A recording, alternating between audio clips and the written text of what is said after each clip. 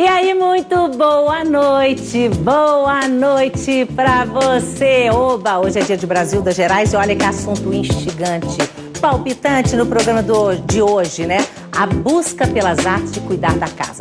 Gente, o nosso convidado de hoje viajou por esse nosso Brasil brasileiro, pelas pequenas cidades, em busca dos sentidos que ganham os cuidados com a casa e inspiração que vem da natureza, né? Ele vive de catar delicadezas que dão um bem-estar tremendo na gente, né? E não é disso que a gente anda precisando tanto hoje, né? O nosso convidado nos oferece terapias da casa. E aí, não há limite geográfico, né? Ele se inspirou em um polêmico cineasta inglês para selecionar 10 objetos para as casas, para as nossas casas, né? 10 objetos para valorizar a vida. E segundo a sabedoria popular, né? O mais importante na vida não é a vida?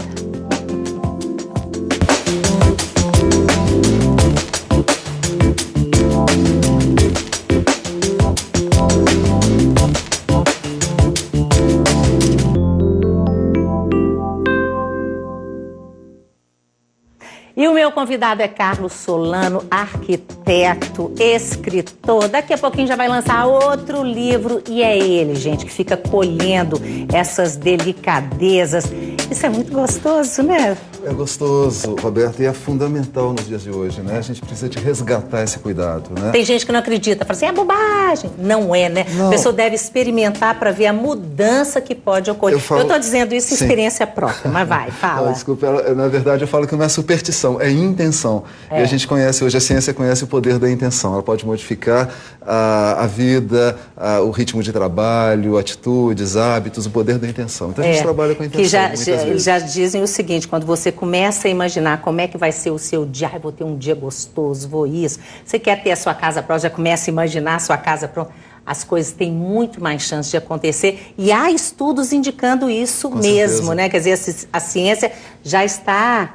Ainda bem, né? Dando bola para essas coisas. E as culturas tradicionais, todas elas conhecem isso, o poder da intenção, né? Porque eu viajei pela China, pelo Tibete, pelo interior do Brasil, visitei os povos nativos, os índios norte-americanos. Então, cada cultura tradicional trabalha com esse poder da intenção, né? Sabe o valor da intenção. Então, a intenção modifica a vida. Pois é, e hoje, o que nós vamos falar, gente? Nós vamos falar dos 10 objetos que ele selecionou, que ele acha que representa a humanidade, que a gente deve ter na casa da gente, né? Pode contar a historinha anterior de como isso começou? Eu já ia perguntar. Então tá. Então, na verdade, isso começou com 2 naves espaciais que foram lançadas para o espaço há muitos anos atrás, na década de 70, enviadas pela NASA, né, que é a Agência Espacial dos Estados Unidos, e com 100 objetos para representar o mundo. Aí um cineasta inglês, o Peter Greenaway, famoso, autor de um livro, de um filme lindo, um livro de cabeceira lindíssimo, ele, considerando que não foi consultado, ele resolveu, e que nenhum de nós foi consultado para elaborar essa lista dos 100 objetos, ele resolveu fazer a própria lista dos 100 objetos que representassem o mundo. E criou uma exposição fantástica que correu vários países, veio ao Brasil, inclusive, eu fui ver em São Paulo. E depois, e junto da exposição, ele apresentou uma ópera, rock. E os personagens da ópera eram Adão e Eva, que representavam a humanidade e apresentavam 100 objetos, que, enfim, simbolizavam o mundo e a humanidade. E aí você resolveu facilitar para a gente e selecionou 10. Ao invés de mandar os objetos para o espaço exterior, que era a ideia original, eu propus subverter a ordem das coisas. Eu propus que os objetos fossem enviados para o interior das casas do mundo, né? E que pudessem, de alguma forma, representar... Que é muito mais interessante, né? Para realmente propor uma mudança dos hábitos e nas atitudes do ritmo, do cotidiano no mundo. Essa era a proposta original. Então, vamos lá? Vamos lá. Então, na verdade, o primeiro objeto é um cesto vazio logo à entrada da casa. Na verdade, pode ser de qualquer tamanho, qualquer modelo. Qualquer cesto, não precisa de ser um cesto também, pode ser um pote, pode ser uma travessa, pode ser uma cerâmica. Na verdade, isso vem de uma tradição nativa americana. Eu estive nos Estados Unidos e visitei uma tribo nativa americana e vi esse ritual que eu achei muito interessante. Então, na porta das casas, eles deixam um cesto vazio para que as pessoas, antes de entrarem nas casas, elas depositem ali, de novo, a intenção, depositem ali as preocupações, as tensões e entrem em casa com o coração aberto e limpo. Então, a casa, ela é o lugar da regeneração. Então, as tensões ficam do lado de fora. Fundamental. Aí é curioso, porque é uma tradição de um povo nativo, ocidental. E quando eu viajei pela China, eu verifiquei também, estudando Feng Shui, né, o Feng Shui, e eu verifiquei que essa proposta, ela coincide com uma proposta do Feng Shui, que diz que a casa é o lugar da nossa regeneração. E que você deveria, então, em princípio, se precaver, né, de toda influência agressiva nesse ambiente, levar só as influências nutritivas. É o nosso aconchego, né? Exatamente. Tem que ser um lugar gostoso. E além protegido. disso, o Feng Shui fala da importância da primeira impressão, do objeto da primeira impressão, aquele objeto que você vê logo que você entra em casa. Esse objeto, ele conta 50%, segundo o Feng, da impressão que você tem de um lugar. Então, se o cesto vazio, ou se o pote vazio, ou se a travessa vazia, se a cerâmica vazia fosse o objeto da primeira impressão, você vai ter logo ao entrar essa mensagem, vai receber essa mensagem de esvaziar as preocupações, de liberar as preocupações e entrar com o coração vazio. Segundo objeto. A imagem de uma criança no centro da casa. Pode ser a foto de um filho, de um neto, a foto sua da infância, mas o centro, por exemplo, hoje eu estava pensando nisso. Eu pensei, o centro da minha casa é passagem, não dá para ter então, nada. Assim, e aí, como é que a pessoa faz? Numa área de convívio social, por exemplo, onde as pessoas se reúnem, pode ser uma sala, ou uma sala de jantar ou de estar, onde as pessoas se encontram. Num canto pode ser, mas a imagem da criança para mostrar para a gente, para nós ocidentais, que é sempre possível recomeçar. Eu acho que o Oriente traz uma mensagem que é bastante importante, de que a vida é um movimento constante, tudo muda sempre. E nós, ocidentais, não temos essa visão. Nós queremos nos apegar naquilo que nós construímos, né? E isso cria uma série de dificuldades para nós ao longo da vida. E a criança mostra exatamente isso, que a vida é um movimento, que muitas vezes as perdas fazem parte desse movimento e que é preciso desapegar e que só é duradouro aquilo que se renova. Então, é importante renovar para que as coisas possam ter um certo significado. As relações precisam de renovar, os trabalhos, etc. Terceiro objeto. Isso está no meu livro Feng Shui, essa questão da primeira impressão, quem quiser ler mais. Vai mostrar, pessoal. Eu tenho esse livro, eu já li, adoro. 1000 informações assim. Aliás, você tem 2 livros, depois eu vou mostrar, que hoje são os meus livros de cabeceira. Oba. E eu tenho ciúme dele, mas é lindo, gente, é lindo. Depois eu vou falar para vocês. Aí nós vamos lá. chegar lá. Então, o terceiro objeto é um objeto que não tem uma utilidade prática, como uma colher, uma cadeira, uma batedeira. Um objeto que não tem uma utilidade prática, mas que possa te encantar, possa te remeter a uma situação especial, a uma mensagem especial, a uma pessoa especial, e com isso te inspirar no movimento da vida. Então eu trouxe, por exemplo, esse bonsai.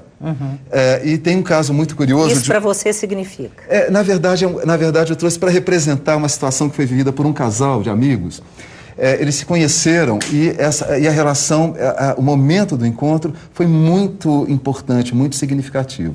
Eles se reconheceram como almas gêmeas, foi um encontro muito profundo, tocante, em vários níveis. E nesse momento, esse encontro aconteceu numa fazenda onde existia uma jabuticabeira, e eles colheram as sementes e plantaram, e essa árvore nasceu. E eles resolveram preservar a muda como um bonsai. Isso aqui não é a jabuticabeira da história, isso é uma pitangueira, só para representar.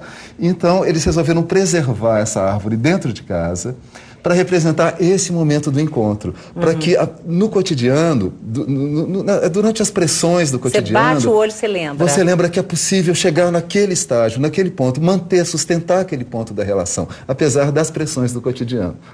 Então isso é um signo, né? Assim, um objeto que não tem função prática, teoricamente, mas ele tem uma função significativa. E cada um sabe, né? Sabe o que significa, Exatamente, cada um pode encontrar o seu, pode determinar o seu. É um signo, né? Um objeto que tem um significado significado para a sua história de vida. E está ali à sua vista vida. Que você o veja sempre. Exatamente. Okay. E aqui a árvore sempre tem uma função especial. Esse é o livro novo que a gente está lançando ainda esse ano, vai lançar no seminário de Feng Shui lá em Tiradentes. Nossas árvores, o resgate do sagrado. Exatamente. Depois você vai contar dele. Ah, pois é, eu vou falar um pouquinho dele. Tá, então. E aí vai. Aqui você já falou que é uma coisa simbólica, né? É um objeto que tem um significado para a sua história de vida, que possa te encantar, te inspirar no seu movimento da vida.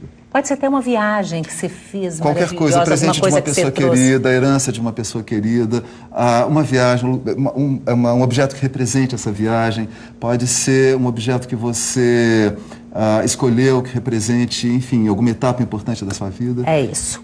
Quinto? Nós vamos para o quinto ou para o quarto? Para o quarto. Para o quarto? Para o quarto. Opa, então, eu estou desculpa. Não, tudo bem, a gente está no quarto ainda. Então, na verdade, é um objeto que represente uma espécie de oferta que você possa fazer para as pessoas com as quais você convive. Os nossos índios, nós temos uma tribo de índio no Acre, que eles têm um objeto que eles chamam de chai, que significa o melhor de mim, ofereço o melhor de mim para você, o melhor de mim dentro de você. Esse é o significado desse objeto. Então, quando as pessoas chegam na tribo, elas recebem esse objeto de presente, que significa isso, o meu melhor para você. Então, eu lembro que isso é um costume antigo das casas de vó, digamos assim. Sempre que eu chegava na casa da minha avó, tinha sempre uma compoteira de doces que ela preparava para oferecer, como se fosse isso, o melhor de mim para você. Sempre estava ali, sempre pronto. Então, a gente esquece disso no dia a dia, mesmo. No convívio. As relações muitas vezes endurecem, né? A gente esquece de oferecer o que a gente tem de melhor. E o melhor, às vezes, não é nem passar a mão na cabeça do outro. Às vezes é escutar, é passar a mão, mas às vezes é uma palavra mais firme, mais forte. Mas isso pode ser o melhor. Mas a gente deve se lembrar de que a gente pode oferecer o melhor no convívio do dia a dia. A minha avó era queijo com goiabada. Que é da sabedoria popular que fala depressão se cuida com queijo. Goiabada com queijo. Goiabada é a receita da queijo. Dona Francisca. É isso mesmo. Aí... Então, o quinto objeto, um presente para si mesmo, né, para lembrar que a gente merece ser amado, que cada um de nós é digno do próprio amor, né? Então, quando a gente gosta de alguém, a gente manda flores. Normalmente, esse é o processo. Você oferece uma flor. Então, por que não oferecer flores para si mesmo? Então, essa seria uma ideia. Na cabeceira, para você contemplar logo ao despertar, flores para si mesmo. No caso, eu fiz um arranjo de flores com urucum, lembrando as receitas da nossa cultura popular, aqui colocadas no livro, na Casa Natural, citando os conhecimentos da Dona Francisca, que me inspirou no livro, né? Então, ela fala que o urucum representa a forma. Na verdade, voltando um pouquinho, a cultura popular lê a forma das plantas e o sentido das plantas pela forma e pela cor. Então, o urucum, a forma da baga é a forma de um coração. E dentro de cada...